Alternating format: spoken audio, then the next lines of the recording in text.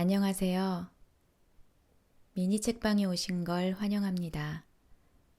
오늘은 이택민 작가님의 고민 한두름이라는 책의 일부를 낭독해 보려고 합니다. 아이퍼블 출판사에서 나온 책이고요. 작가님께서 자신의 소개글에 이렇게 적으셨습니다. 생각이 많은 사람, 그만큼 고민이 많은 사람입니다. 같은 방향으로 같은 생각들을 쌓아 올리면 꽤나 보기 좋은 형태로 빛을 발하죠. 우리가 같은 고민을 이토록 지속하는 것이, 비슷한 고민을 이토록 반복하는 것이 어쩌면 오래 우려낸 곰탕처럼 맛있어지려는 과정일지도 모르겠습니다. 작가님께서 반복되는 고민을 오래 우려낸 곰탕이라고 표현하시니까 저는 고민이 참 맛있게 들리는데요. 저도 저만의 고민들을 잘 요리해 봐야겠다는 생각을 하게 되었습니다. 그럼 책의 일부분을 들려드리겠습니다. 우리는 고민을 엮으며 나아간다. 블로그를 8년 동안 운영하며 문득 카테고리에 담아냈던 글, 군 시절 수많은 공책에 끄적였던 문장, 여행을 떠나 가졌던 사색의 시간을 한 권의 책으로 묶어내었다.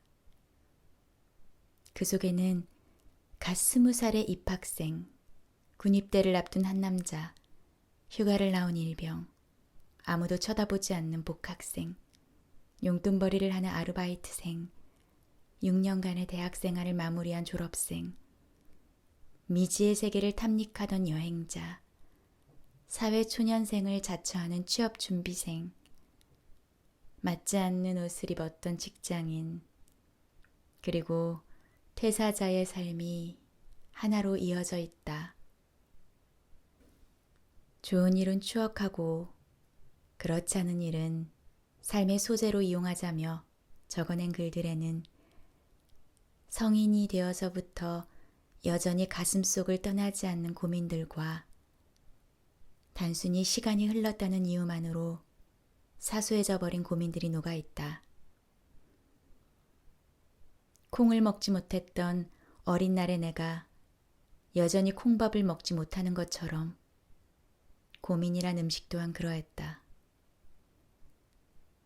시간이 지나면서 맛있게 먹을 수 있게 된 고민이 있는 반면 영원히 삼키지 못할 고민이 있었다. 생선을 보기 좋게 엮어낸 두rum을 보며 내 머릿속 고민과 같다는 생각이 들었다. 길게 늘어선 20마리의 고민 역시 어떻게 조리하는지에 따라 맛이 달라지는 법이었다.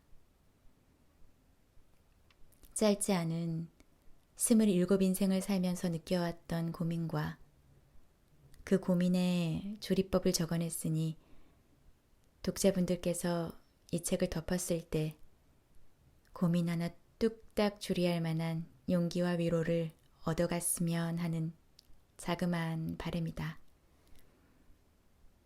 콩밥 아니고 흰쌀밥. 오랜만에 친구 Y의 집에 방문하여 식사를 했다.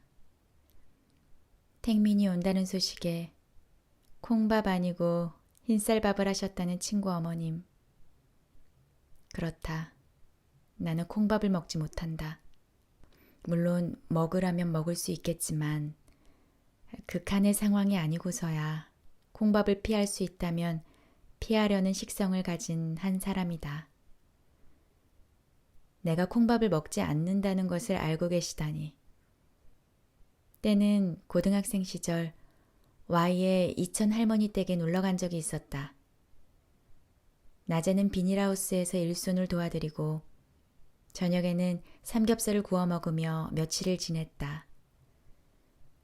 친구 할머님께서는 손주 친구들이 이천까지 내려와 농사일을 도와주는 모습에 기특해 하시며 삼시세끼 콩밥을 넉넉하게 내어주셨다. 당시 철이 덜 들었던 나로서는 억지로 콩밥을 먹지 않았다. 타짜가 화투패를 동료한테 건네주듯 젓가락으로 콩을 골라내어 친구 밥그릇에 몰래 올려놓았다. 10년이 지난 일화를 어머님께서도 알고 계셨던 것. 반찬이 부족하지는 않을까 족발 세트까지 시켜주시는 어머님.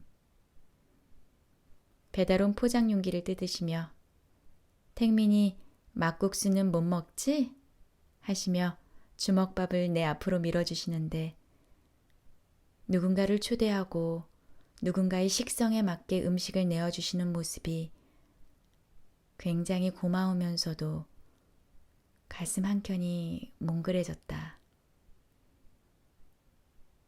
메밀 알레르기가 있어서 막국수를 먹지 못한다.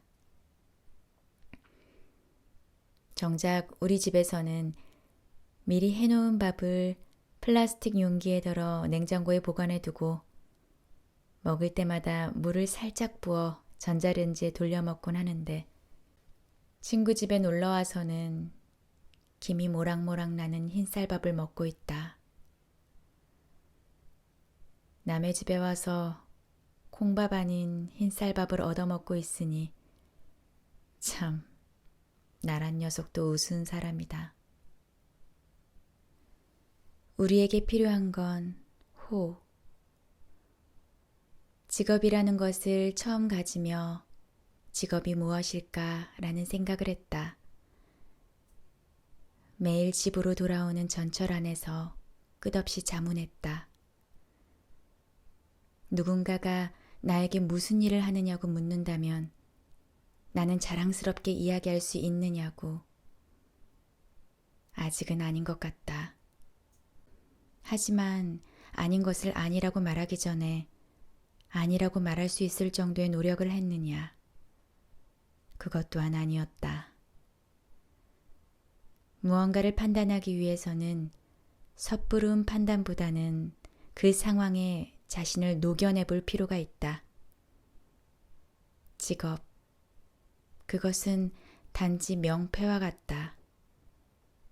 직업이라는 명패 대신에 우리는 호가 필요하지 않을까? 어떤 직업을 가지고 있더라도 변하지 않을 자신만의 호 말이다. 백범김구, 도산 안창호, 삼봉 정도전과 같은 호. 시스템은 우리에게 직업을 강요하고 우리는 돈을 필요로 하지만 사실은 우리 자신이 먼저일지도 모른다. 자신에게 어울리는 호가 우선일지도 모른다. 우리가 우리 서로에게 어떤 일 하세요? 보다 취미가 뭐예요? 라고 자주 물어봤으면 좋겠다. 좋아하는 일을 직업으로 삼는 것은 어렵지만 좋아하지 않는 일을 취미로 삼을 수는 없으니까. 작가님이 기록이 주는 의미에 대해서 짧게 적으셨는데요. 스쳐 지나가는 것들을 모아 기록하다 보면 그 나름의 재미를 느낄 수 있을 것이다. 재미는 세월로 숙성되어 행복으로 부풀어 오른다. 세월의 맛은 추억으로 맛볼 수 있다.